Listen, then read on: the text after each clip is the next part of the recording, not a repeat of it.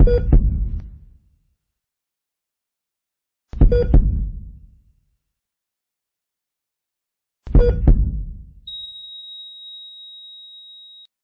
entendu le chirurgien qui a dit « elle me pète entre les mains ». Et puis d'un seul coup, je suis sortie de mon corps.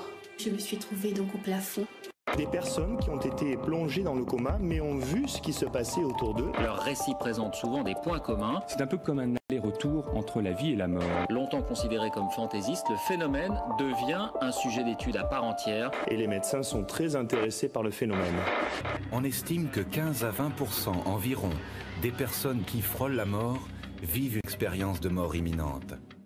Selon le docteur Pim von Lommel, le cerveau fonctionnerait comme un émetteur-récepteur.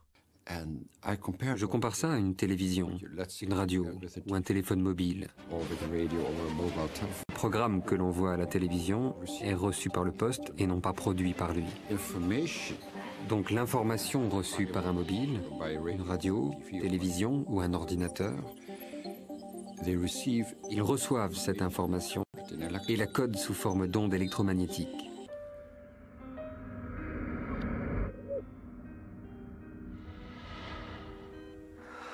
Pourquoi sont-ils revenus? Je pense que je suis revenue pour apprendre à aimer.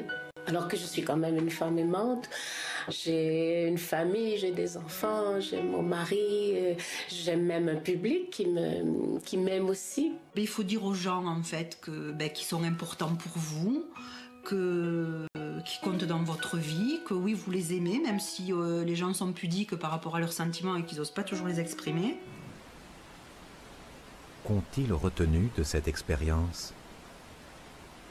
Ça m'apporte une vision différente dans mon métier du départ des patients dans le coma ou des mourants dans les services de réanimation. Je crois que je les regarderai d'une autre façon.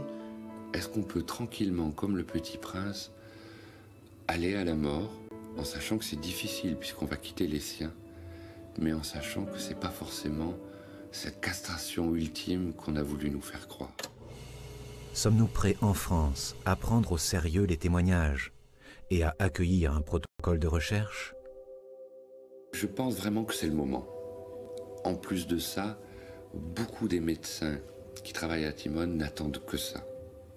Donc vraiment, on est prêts. Et s'il faut travailler plus, on travaillera plus. Ça, c'est vraiment pas un souci.